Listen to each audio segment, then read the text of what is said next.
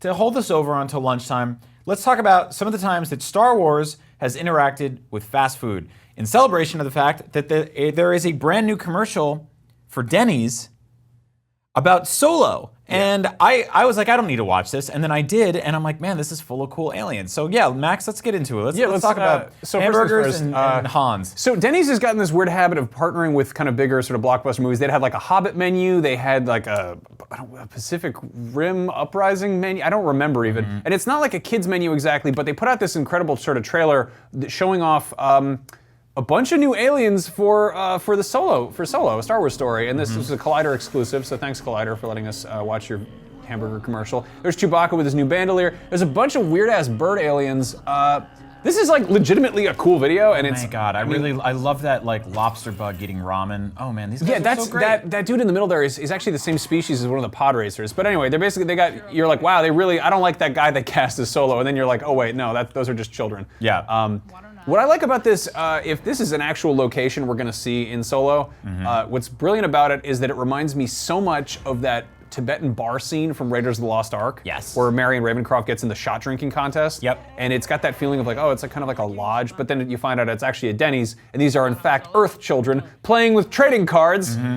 Because they enjoy Star Wars anyway, so yeah, you can go to Denny's, you can get eggs and hamburgers, or probably at the same time, and you can get trading cards. But most importantly, I think this is a really cool tone piece for like kind of the best stuff we can expect from Solo. And we've said from the jump about this movie that the stuff we really want the most of is the sort of cantina, the Maz Kanata's castle, the Jabba's palace, the wretched hive of scum and villainy, where all these awful creatures get together. And we saw like glimpses of it in Canto Bight, but that was mostly really clean and everyone was really dressed up. I think I realized that some of my favorite moments in Star Wars are any moments that have original music made that the music takes place in the movie. Like, because obviously there's the John Williams score for everything that's going on, but it's different when it's like, oh, there's like that weird like Jabba boogie playing in Maz Kanata's castle, or the Cantina band, or Laptinek, the Jabba's Palace song.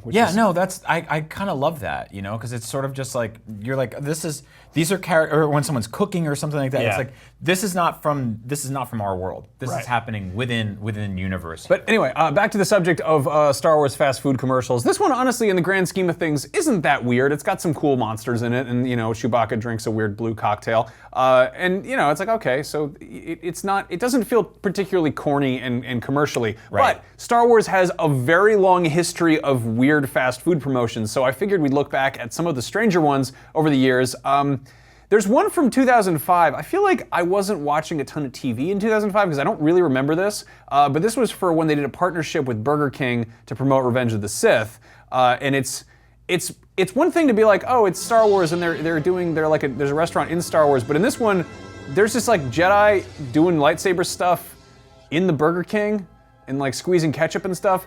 What's really funny about this ad is that, it's like, what's really funny is this dude is like, he's got like a very, very obvious Obi-Wan accent, like it's somebody doing a Ewan McGregor impression, but he doesn't take his hood off, which is like, okay, you could have just picked a different Jedi Knight. You could have done something different there. It's also just weird to be like, upholders in peace across the galaxy. Also, they will help children put ketchup on their fries. I want to add too that's like the biggest like thumbs up / middle finger to Star Wars fans, because Burger King knows that Star Wars fans collect stuff. Like look at us. Like we just have everything. Oh yeah, right? Yeah, no. And so for that particular promotion, they were like, oh, there won't be 5 or 6 kids meals toys. There won't be 7 or 8. There'll be like 30. So you're gonna have to come here every day until you're dead. Right. Well, on the bright side, that was going to one restaurant. Backing up a little bit further to promote episode 1, there was this big, just really kind of global takeover, which was all of the PepsiCo chain restaurants, which was KFC, Taco Bell, and Pizza Hut. If you've ever seen them in one place, they call it a Kentucky Hut. Have you ever seen one of those? Yeah, they're that Voltron of food. Very terrifying. So they have this incredible ad, which is just.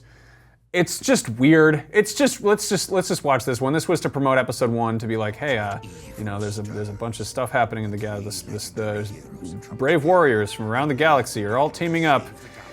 Wait for it. There it is. That's Colonel Sanders with a lightsaber and a Pizza Hut lady with a gun.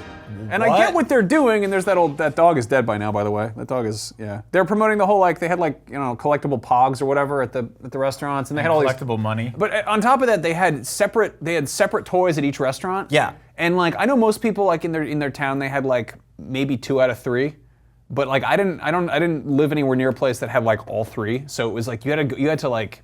It was you had to kind of hunt around if you wanted all the Yeah, because I toys. remember it was the same thing. That was like me and my friends had gotten our driver's licenses, and we would just get in the car, hang out, and then go. And then, all right. and then we would go to all these different places, and we'd buy up all these toys, and it was like, first of all, it's really funny because that was part of.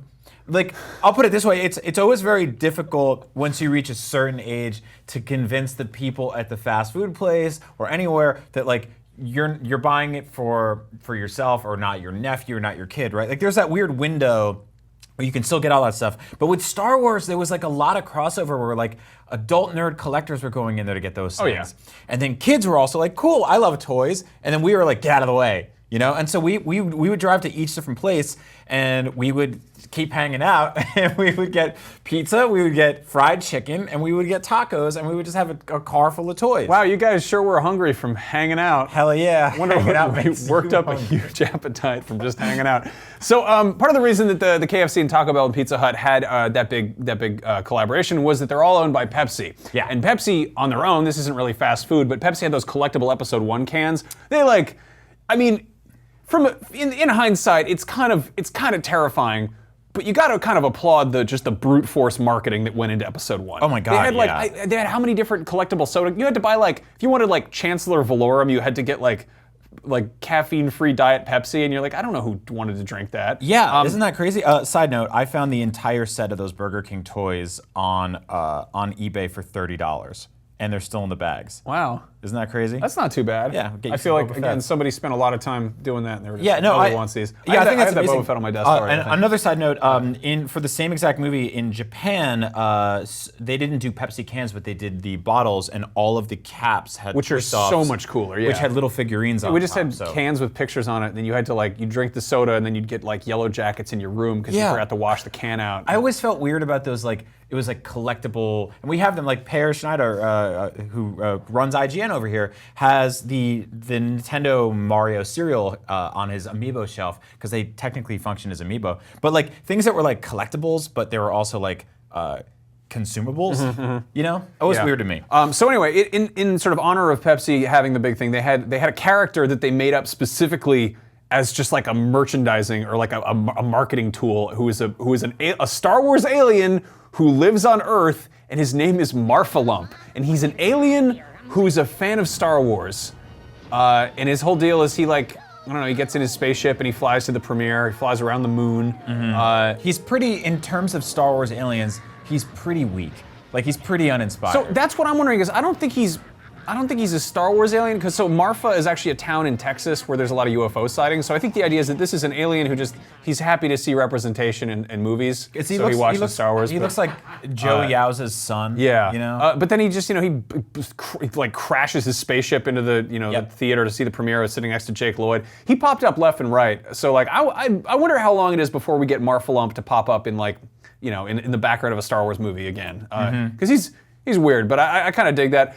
Before that, there was a very strange, this is before I think they really rolled into full-blown, like, Episode 1 marketing, but when the special editions were hitting theater, they had an ad for Pepsi that I don't know if they rolled this on TV or what, but it's upsetting. It's just, I don't know, it's like, you gotta remember, whenever you use Darth Vader in the context of, like, family-friendly stuff, like, he's talking to this kid for slurping too loudly, and then he tries to choke him. He tries to choke the boy, and then he's, like, trying to strangle him, and he strangles the soda, and then he fights an old man, and, like, once again, this is a guy who like almost died in a volcano and then became a mass murderer. Like, and then he messes up and they're like, yeah, Pepsi, man, go see. And this dude, there's that guy's been hanging out too. There's the token '90s hanging out teen who loves to hang out. Yeah, he's definitely Yeah, cooking. yeah. There we go.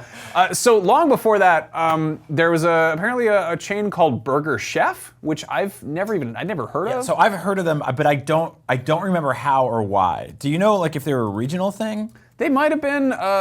Early days of Star Wars merchandising is very strange because like Yeah. some of the first stuff to come out was like ceramic coin banks and like I don't know, just they hadn't quite figured out how to do it, and then they would team up with with Burger Chef, which I guess had a lot of locations. Okay, so Burger Chef began in 1954 in Indianapolis, Indiana, and expanded throughout the United States, Okay. and peaked in '73. Okay, so which that is makes sense. Not great. So they're hitting Star Wars on the way out, which is odd. It didn't save them, but we got this great ad where 3PO and a bunch of Tusken Raiders go in. This whole scene plays out like the part in the room where Tommy Wiseau goes in and is like, "Hello, I would like some flowers, please." And they're like, "Take the flowers, thank you, hi doggy, goodbye." Like 3PO goes in, "Oh, I would like the poster." And she goes, "Here you go, they're available at all Burger Chef locations." And then it just cuts to these like desert warlords being like, and then Vader shows up. Again, like you gotta remember, he's a murderer. He spends 3 movies trying to kill his kid, chokes people. Weird to put him in a hamburger ad, but whatever. That's very odd. Those actually are pretty. Again, they range between like $10 and $300 on eBay. So some of those are actually really cool. Oh man, they did a little like paper land speeder. Wow. That's pretty stuff cool. back there, man. Yeah, so I mean, I kind of love looking back at these weird bits of history that get kind of swept away, because obviously, like the stuff that is clearly labeled as collectible, it's a thing that you buy on purpose for fun. It's always the things in in the margins, the mail away stuff, or like the promotional items that are like they always have like a strange edge to them because they're just sort of like, hey, we're trying to sell Star Wars, but also soda. And you're like, all right. Yeah, it's very odd. I'm glad to see that partnership continue. And I don't know, it's cool we get new Star Wars movies, and there's a reason to go to Denny's, I guess. Yeah. Hey, thanks for watching our video about the weird history of Star Wars and fast food. If you like food and you like weird history, you'll love this video we did about the Ninja Turtles and their weird history with pizza. After that, watch me eat the world's spiciest chocolate and almost throw up all over the set. That's a real thing you should do. It was horrible. It was really bad what those boys did to me. You can see the pain in my face. Up at noon every Thursday, noon Pacific time, IGN.com, YouTube, Twitch, and all the rest of your friends on the internet. Have fun. Thumbs up.